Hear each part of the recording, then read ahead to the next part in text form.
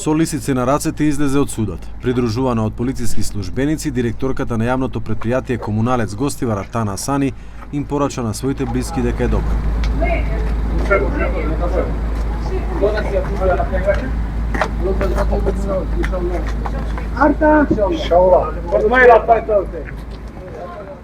По неја излегува и другите двајца осомничени, Леон Уредини и Вадедин Дервиши.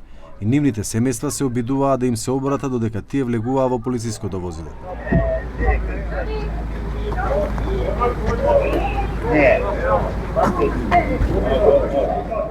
Тројцата уапсени во истрагата за загадувањето на водата за пиење во Гостивар, осомничени за тешки кривични дела против животната средина и природата, ќе бидат задржани во притвор 30 дена.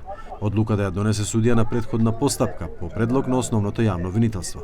Во предлогот ги има наведено причините поради кои го предлага притворот, поради запретената казна за која им се става на товар на осомничените, бидејќи се работи за кривично дело за кое е запретена кривична санкција најмалку 4 години, а доколку обвинетите би се пуштиле да се бранат од слобода, постои голема веројатност да се дадат во бегство и да влијаат врз сведоците кои треба да бидат испитани во текот на истражната постапка.